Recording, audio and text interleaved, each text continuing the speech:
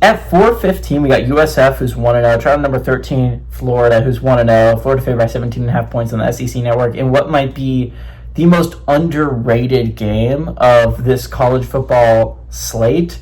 You're talking about one of the most important games of the college football weekend slate. We're going to do that. Byron Brown went 16-24 last week against the Boise State Broncos. It threw for 210 yards. Alvin Isaac led him on the ground with 3 carries for 52 yards, and Chaz Nimrod had 3 catches for 96 yards. Florida is all too familiar with Nimrod, considering he played his time at Tennessee as well. Tramel Jones Jr. went 12-18 for 131 yards and 2 touchdowns and 0 interceptions. I know what you're thinking there. DJ Lagway is the starting quarterback for Florida. You would be correct, and he did not get hurt in this game. Tramel Jones Jr. had such a good second half that he actually is the leading passer for this football team, despite DJ Lagway starting the first.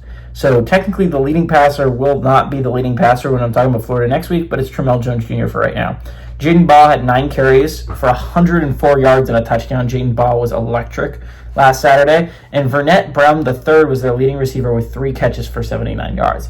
Florida's 3-0 against USF all time from 2020 to 2022.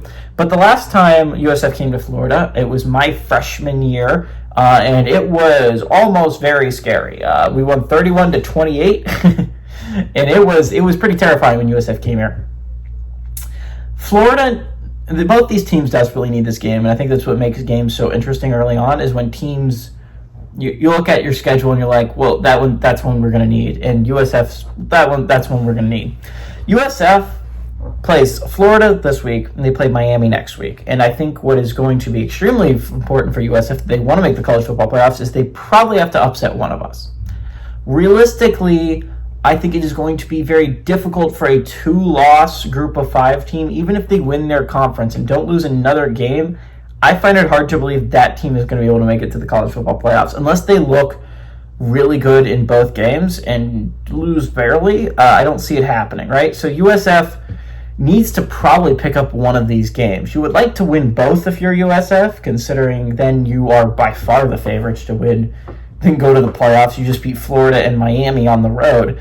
But you would probably need one if you're USF. And Florida would probably be the easier one to get, although you got to go to the swamp to get it.